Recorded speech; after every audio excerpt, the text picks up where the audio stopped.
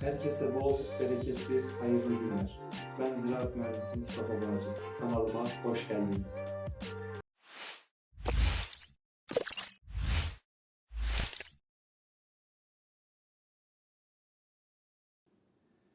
Geçen videomuzda katı gübrelerden, ilki olan azotlu gübrelerden bahsetmiştik. Bu videomuzda da katı gübrelerin ikincisi olan fosforlu gübrelerden bahsedeceğiz. İlk olarak fosforlu gübreler nedir? Fosforlu gübrelerin doğadaki yapısı nedir? Fosforlu gübreleri nasıl kullanırız? Fosforlu gübrelerin avantajları, dezavantajları nelerdir? Neler kullanırken nelere dikkat etmeliyiz? Nasıl kullanmalıyız? Ve birkaç firmanın fosforlu gübresini gösterip bunların fiyatları şu zamanda nedir? Onları inceleyeceğiz. Ve ayrıyeten fosforlu gübrelerin ne işe yaradığından bahsedeceğiz. Bitkilerdeki gelişimini nasıl sağlıyor, bitkilerin hangi özelliğiyle ön plana çıkıyor, onlardan bahsedeceğiz. Videomuza geçmeden önce kanalıma abone değilseniz abone olmayı, videoyu beğenmeyi ve yorum yapmayı unutmayın. Evet, şimdi fosforlu gübreler nedir? Doğada nasıl bulunur? Bunlardan bahsedelim. Fosforlu gübre, doğada kayalar ve minerallerde bulunan bir bileşendir. Bitkinin alabilmesi için fosforun fosfata parçalanması gerekir. Bunun da inorganik ve organik bileşikler sayesinde oluşumunu biliyoruz. İnorganik ve organik bileşimler sayesinde fosfor gübreleri toprakta fosfat yapısına dönüşüp bitkinin rahat almasını sağlar. Daha çok çiftçilerimiz bu fosfor gübresini taban gübresi olarak da bilmekte veya DAP gübresi olarak da bilmektedir. Peki bu fosforlu gübreler bitkilerde ne işe yarıyor? Bitkilerin hangi aksamına etki ediyor? Biraz da bunlardan bahsedelim. Fosforlu gübreler azotlu gübrelere göre daha çok bitkinin çiçeklenme, tohum ve meyve oluşumuna katkı sağlar. Bir önceki videomuzda bahsettiğimiz azotlu gübrelerde kök, gövde ve gelişimini artı yönde etkilerken fosforlu gübreler bu üç maddenin yanı sıra çiçeklenme, tohum ve meyve oluşumunu da artı yönde etkiler. Örnek verecek olursak, buğdayda başaklanmayı fosfor çok etkiler. Mesela meyve ağaçlarında meyvenin oluşumunu daha verimli hale getirir. Özellikle domateslerde veya çiçekli salatalıkta veya biberde çiçek tutumunu çok iyi şekilde etkilediğini gözlemliyoruz. Ve bu fosforlu gübreleri kullananlar yoruma da işte hani kullandık, şöyle faydasını gördük diye de belirtebilirsiniz. Fosforlu gübreler daha çok bitkinin meyve oluşumundaki faydasına şu yönde de etki göstermektedir. Özellikle meyve ağaçlı bahçelerde ilk gözlemleyeceğimiz bu fosfatı, yani fosfat eksikliğini şu şekilde olacak. Meyveler olgunlaşmadan, yani şöyle küçük şekilde dökülüyorsa bilin ki bu fosfat eksikliğinden kaynaklanıyor olabilir. Fosforlu gübreleri kullanırken dikkat etmemiz gereken diğer bir hususlardan bir tanesi de yine azotlu gübrelerde olduğu gibi olduğundan fazla miktarda, yani kullanılması gereken dozdan fazla miktarda vermememiz gerekiyor. Bunun için de hangi bitkide fosforu ne kadar kullanmamız gerektiğini öğrenmemiz gerekiyor. Şöyle örnek verecek olursam, mesela buğdayda daha çok İç Anadolu bölgesinde ekimle beraber 20 kilogram DAP gübresi veya taban gübresi kullanılıyor. Meyve ağaçlarında ağaç başına birer kilogram fosfat gübresi kullanılabiliyor. Bu tabi ağaçın büyüklüğüne veya küçüklüğüne göre değişebilir. Atıyorum domates serasında bir dönüm domatese 1 kilogram veya 5 kilogram arasında fosfor gübresi vermemiz gerekiyor. Bunlar tabi bitkilere göre de değişiklik gösteriyor. Peki bu fosfor gübresini nasıl kullanmalıyız? Hangi şartlar altında fosfor gübresini ekmeli, yani toprakla buluşturmalıyız? Özellikle bu çok önemli bir husus. Bundan bahsedeyim. Fosfor bitkinin kök gelişim evresiyle beraber bitkinin bünyesine geçmesi gerekiyor. Bunun için de fosfor bitkisini, yani fosfor gübresini bitkilerin ekilişiyle beraber, tahıllar için söylüyorum bunu veya şeker pancarı için ekilişiyle beraber kullanmamız gerekiyor. Bunu nasıl yapıyoruz? Mesela buğdayda çoğumuzun bildiği kombine hububat mümzerleriyle ekim yapıyoruz. Bir gözüne tohum, bir gözüne gübre koyarak ekim yapıyoruz ve tohumu aynı derinliğe düşürüp ekimi o şekilde sağlıyoruz. Bu bitkinin gübreyi köküyle beraber yavaş yavaş alıp büyüyüp gelişmesine katkı sağlıyor. Fosforun en büyük özelliği de budur. Mesela meyve ağaçlarında kök genişliği kadar fosfor serpmemiz gerekiyor. Atıyorum bir meyve ağacının kök genişliği şu şekilde büyüklükte. Bu kök genişliği kadar fosfor gübresini yaymamız gerekiyor.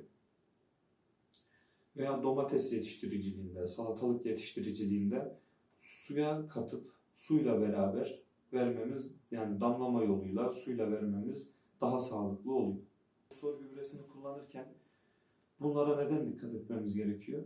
Bitkinin daha verimli, daha güzel çiçek tutmasını, tahıllarda daha güzel başaklanmasını sağlamamız için gerekiyor. Bir şey örnek vermedim. Mesela şeker pancarı ekerken, şeker pancarı ekim gübreleri sadece tohum şeklinde ekim yaptığı için fosfor gübresini ekimden birkaç gün önce kullanmamız gerekiyor. Çünkü fosfor gübresi eğer toprağa karışmayıp yüzeyde kalırsa veya tohumla birlikte ekilmezse bitkiye çok faydası olmuyor. Onun için tohumla birlikte toprağa vermemiz gerekiyor. Şeker pancarında mesela toprağa serptik fosforlu gübreyi ve tırmıkla karıştırdıktan ertesi gün sonra bu ekim işlemimizi gerçekleştirmemiz gerekiyor. Bu hususa çok dikkat etmemiz gerekiyor. Fosforlu gübrelerde mesela bazılarını örnek verecek olursak, şimdi resimde de göstereyim. Çoğumuzun bildiği gübre taşın DAP, diamonyum fosfat, yani 2 amonyumlu fosfat gübresi. Şu an bu gübrenin fiyatı Eylül-Ekim sezonunda 16.000 TL civarındaydı. Tabii şu anda fiyatlar artmış olabilir, 18.000 TL'ye gelmiş olabilir.